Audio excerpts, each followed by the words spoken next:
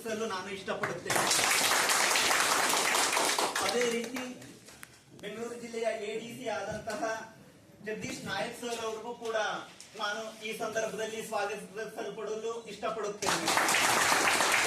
ಈ ಕಾರ್ಯಕ್ರಮದ ದಿವ್ಯ ಸಾನ್ನಿಧ್ಯ ವಹಿಸಿರತಕ್ಕಂತಹ ಅಂತಾರಾಷ್ಟ್ರೀಯ ಖ್ಯಾತಿ ಹೊಂದಿರತಕ್ಕಂತಹ ಪರಮ ಪೂಜ್ಯ ಸ್ವಾಮಿ ಪ್ರಕಾಶ್ ಯೋಗಿಗಳಿಗೂ ಕೂಡ ನಾನು ಈ ಸಂದರ್ಭದಲ್ಲಿ ಸ್ವಾಗತಿಸಲ್ಪಡಲು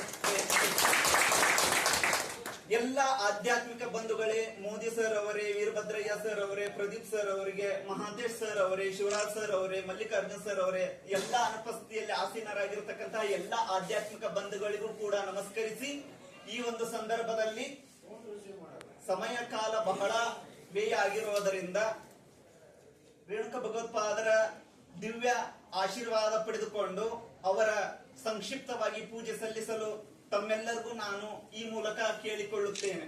ತಾವೆಲ್ಲರೂ ಕೂಡ ಬರಬೇಕಾಗಿ ವಿನಂತಿಸಿಕೊಳ್ಳುತ್ತೇನೆ.